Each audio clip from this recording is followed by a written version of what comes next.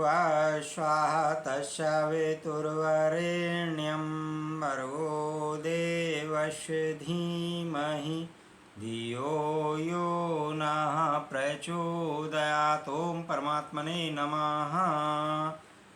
क्व धर्मः क्व चावा कामः क्व चार्थः क्व विवेक्ता इदं कृतमिदं नेति द्वन्द्वैर्मुक्तस्य योगिनः।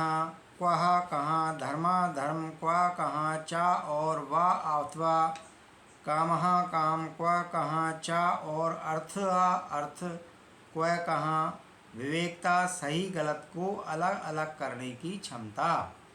इदम यह कृतम किया इदम यह ना नहीं इत ऐसे द्वंद्वैर्मुक्तस्य द्वंद्वों से मुक्त योगिनः योगी के यह किया है और यह नहीं किया है ऐसे संघर्षों से मुक्त योगी हेतु कहाँ धर्म है कहाँ काम है और कहाँ अर्थ है और कहाँ विवेक अर्थात सही गलत को अलग अलग करने की क्षमता है।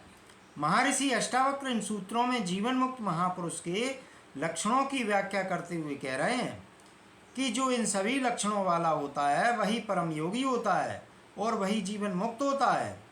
ये लक्षण ही जीवन मुक्त की कसौटी होती हैं। जिनमें ये लक्षण प्रत्यक्ष प्रदर्शित न हो समझ लेना चाहिए कि उसे आत्म अनुभूति हुई ही नहीं है,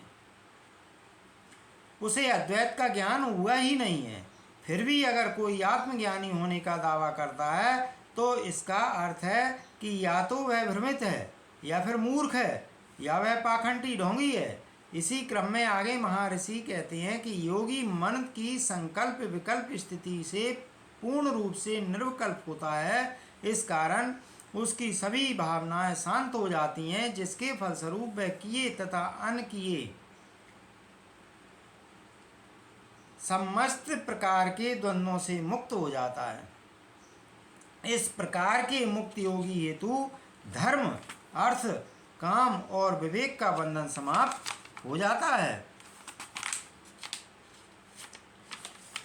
जिसको अज्ञानी पर आरोपित किया जाता है, ज्ञानी अपनी आत्मा के स्वभाव के अनुसार इनका पालन करता है, जबकि अज्ञानी बाधित होकर मजबूरी में अस्वाभाविक रूप से इनका पालन करता है। अज्ञानी धर्म अर्थ काम और विवेक का झूठा मुखौटा लगाता है जो उसका स्वभाव नहीं होता है, जबकि ज्ञानी व्यक्ति का यही स्वभाव बन जाता है, यही उसका वास्तविक स्वरूप होता है। आत्मज्ञान होने के कारण उसकी दृष्टि ही परिवर्तित हो जाती है।